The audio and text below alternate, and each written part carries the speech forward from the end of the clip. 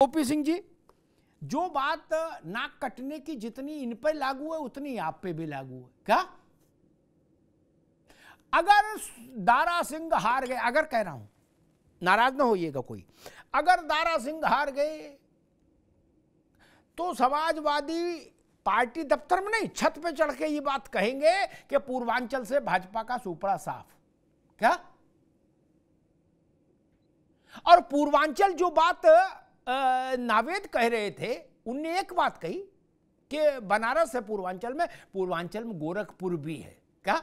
आपकी सबसे बड़ी दोनों मूर्तियां वहीं से हैं ओपी सिंह जी, इसलिए प्रतिष्ठा बड़ी लग गई भैया दांव पे। अमिताभ जी, कोई ऐसा चुनाव नहीं है जो उस पार्टी के लिए, उसके नेता के लिए, उसके प्रत्याशी के लिए वह उसका इम्तहान न हो, जनता में उसकी लोकप्रियता का मापदंड न हो। यह हर चुनाव में होता है। इसके पहले भी जितने चुनाव उत्तर प्रदेश में हुए, चाहे उपचुनाव हुए, चाहे नगर निकाय के चुनाव हुए, चाहे विधानसभा के चुनाव या जितने भी चुनाव, सब में ये कहा जाता है कि साहब ये 2022 का जो विधानसभा चुनाव है ना, ये 2024 का सेमीफाइनल है। चलिए साहब, वो भी निपट गया। फिर आया नगर निकाय, उस पर भी वही पैमाना लागू हुआ। उपचुनाव होते रहते हैं और मैं बहुत देर से मैं डिबेट में सबकी बातों को सुन रहा हूँ। अमिताभ जी, ये बात बिल्कुल सही है कि जो चुनाव प्रत्याशी लड़ता है वह हार जीत का पैमाना माना जाता है, ये सही है। उस पार्टी के जिससे जो व्यक्ति चुनाव लड़ता है उसका नेतृत्व जो करता है, चाहे मान लीजिए ओम प्रकाश राजभर है, अखिलेश यादव है, योगी जी है, उनका भी मानक और मापदंड नापा जाता है। इसके बाद जो सबसे बड़ा फैक्टर होता है, जिसको दबी जुबान से लोग आधा बोलते आधा नहीं बोलते, वो जातिगत फैक्टर होता है। इससे कोई इनकार नहीं कर सकता। अगर इनकार कर सकता तो अखिलेश यादव जैसे राष्ट्रीय नेता एमओआई का नारा 2022 में न लगाते, 2024 में पीडीए का नारा न लगाते। मतलब समझ रहे हैं ना, जातिगत समीकरण। लेकिन इन सब समीकरणों के ऊपर एक समीकरण है और वो पूरे उत्तर प्रदेश की समीकरण है, जो सारे विधानसभा, सारे लोकसभा में अब तक लागू होता है और जितने भी उपचुनाव हुए हैं, जो आगे उपचुनाव होंगे उसमें लागू होगा। और वो दो पैमाना है जो बड़ा महत्वपूर्ण है ताज जी। एक है कानून व्यवस्था और एक है विकास।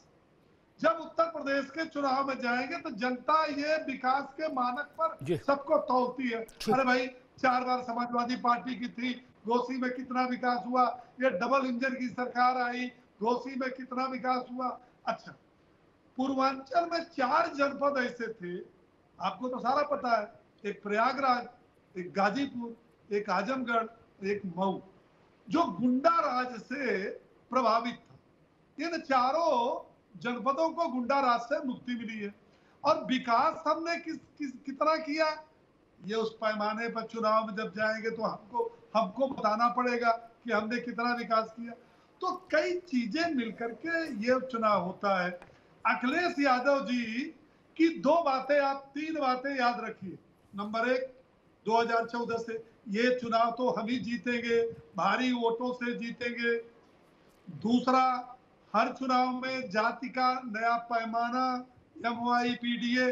और नंबर 3, जीत गए तो अखिलेश यादव मैनपुरी में बल्ले बल्ले, अपनी पुश्तैनी सीट आजमगढ़ हार गए, लोकसभा रामपुर और स्वार हार गए। तो साहब क्या है कि प्रशासन और चुनाव आयोग और पार्टी सबने मिलकर हरवा दिया। तो देखिए, दोनों बात बोलना शुरू कर दिए। बोल रहे हैं घोसी में हम ही जीतेंगे, लेकिन फिर बोला है वो दोनों द्वार खोले रहते हैं, हार गया तो ये और जीत गया तो ये। ठीक ओम प्रकाश जी, ठीक कि जो है घोसी में अधिकारी तैनात किए जा रहे हैं, पैसा ओपी सिंह, अभी रुकना होगा।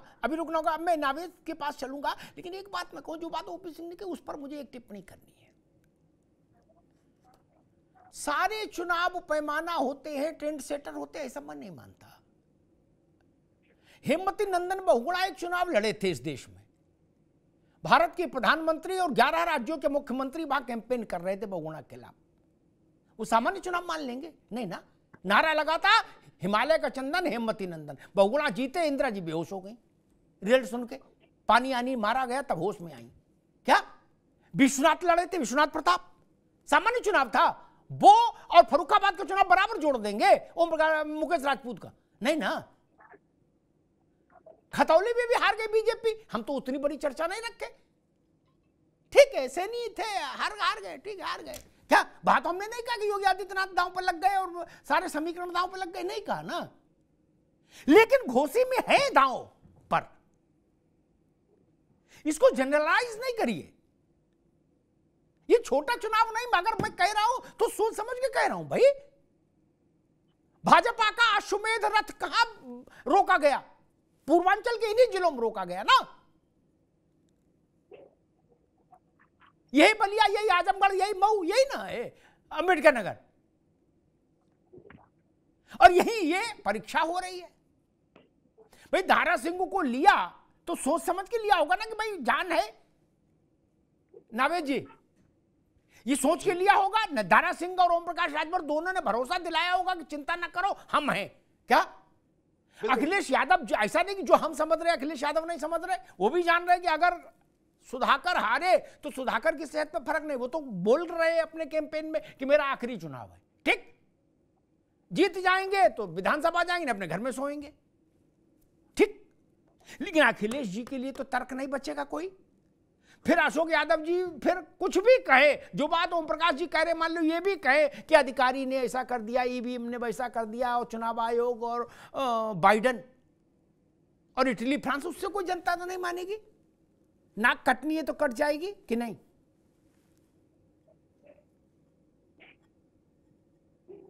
जी, अशोक यादव जी ने अभी एक बात कही कि बीजेपी प्रत्याशी की हार होगी, और उसका एक कारण बताया कि वो दल बदलू हैं।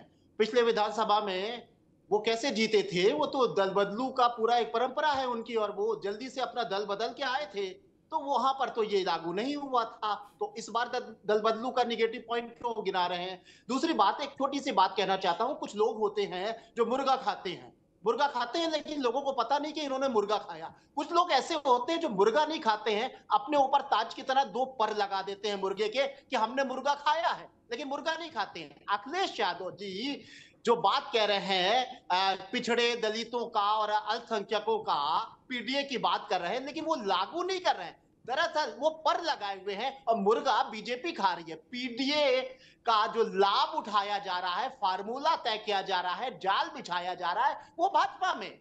हमारे बड़े भाई जो हैं वो बीजेपी के प्रतिनिधि के तौर पे बोल रहे हैं, ओपी सिंह साहब, उन्होंने कहा विकास, लॉ एंड ऑर्डर, लेकिन दरअसल असली मामला बीजेपी का है, वो पीडीए पर ही काम कर रहे हैं। अखिलेश यादव जिन गैर यादव जातियों को के कुनबे को संभाल नहीं पाए, उनको भारतीय जनता पार्टी वो उनको अपनी ताकत बनाए, राजभर को अपनी ताकत बनाए, चौहान जी को अपनी ताकत बनाए। इस तरह तमाम जातियों के, दलित, पिछड़े और अल्पसंख्यकों को भी अपने फेवर में ले रहे हैं, जैसा कि अभी कहा गया।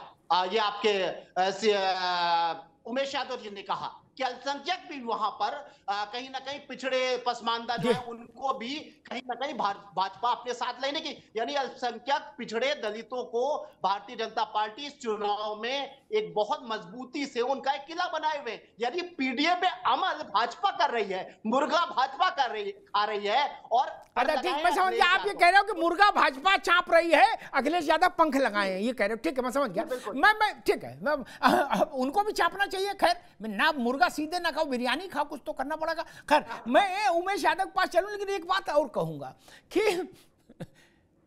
सारे गणित एक तरफ, क्या 1 घंटा बहस करो चाहे 6 घंटा, बहन जी का उम्मीदवार कौन होता है ये तय हो जाने दीजिए, कल शाम तक हो जाएगा, फिर हम आप तय कर लेंगे, फिर मोटा अंदाज लगा लेंगे कौन जीतेगा। अखिलेश जी क्या कह रहे, योगी जी क्या कह रहे, भूल जाइए। क्या आजमगढ़ में कौन क्या कह रहा था, इसका कोई मतलब निकला नहीं ना। गुड्डू जमाली, माला का हकदार कौन था आजमगढ़ में? निरहुआ नहीं, गुड्डू जमाली। ओपी सिंह मेरी बात से सहमत होंगे। गुड्डू जमाली का वोट हटा दो तो क्या रिजल्ट आता है? यहां भी कोई गुड्डू जमाली आ गया तब ओम प्रकाश राजभर और रामचंद्र राजभर की लड़ाई तो छोड़ ही जाओ, वो अकेले में सब समेट लेगा। कोई गुड्डू जमाली अगर यहां आ गया घोसी में। अशोक यादव जी, ये समस्या है आपके साथ, और केवल घोसी नहीं, पूरे प्रदेश में ये समस्या है क्या? आप जहां जहां ईडीए पीडीए बनाओगे वहां वहां बहन जी ऐसा हाई वोल्टेज प्रवाहित कर देंगे, फ्यूज उड़ जाए आपका। नहीं,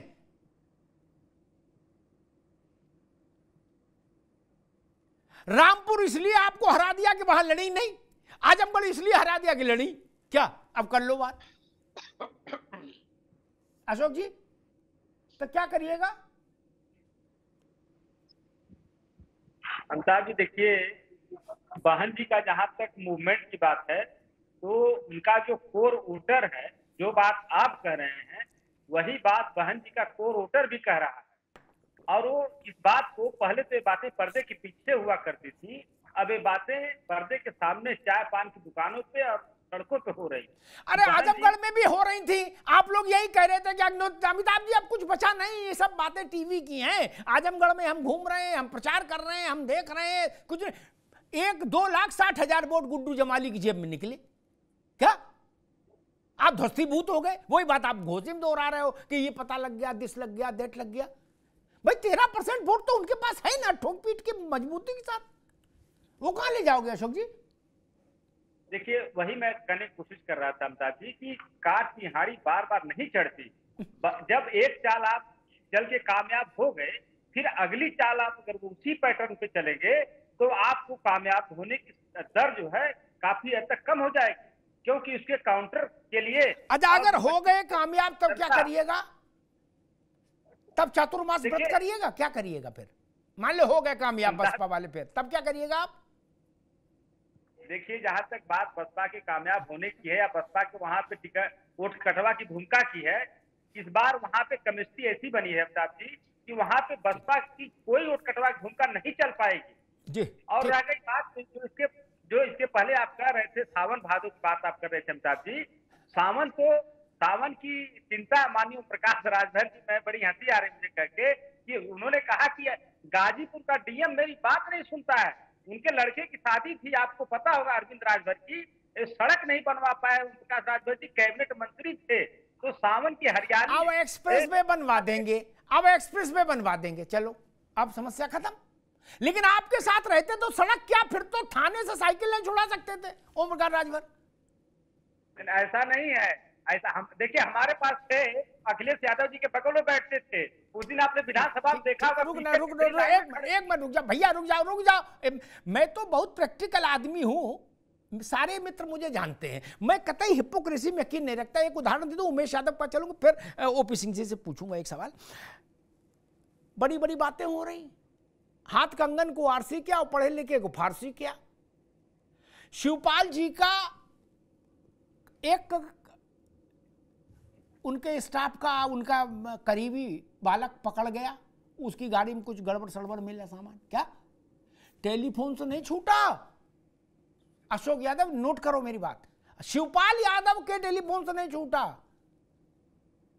200-500 आदमी लेके थाने जाना पड़ा। 18 विभागों का मंत्री रहा जो आदमी, क्या 18 विभागों का, क्या उसको थाने जाना पड़ा, थाने में झंझट करना पड़ा, घंटा भर बवाल करना पड़ा, तब जाके एक अदद लड़के को छुटा पाए। क्या तो ओम प्रकाश राजभर क्या कर लेते? ये तो पुलिया क्या, ये तो अपनी साइकिल इनकी चोरी हो जाती, ये रिपोर्ट नहीं लिखा पाते। शिवपाल जी छोटे नेता हैं, गलत कह रहा हूं तो टोक दीजिएगा मित्र।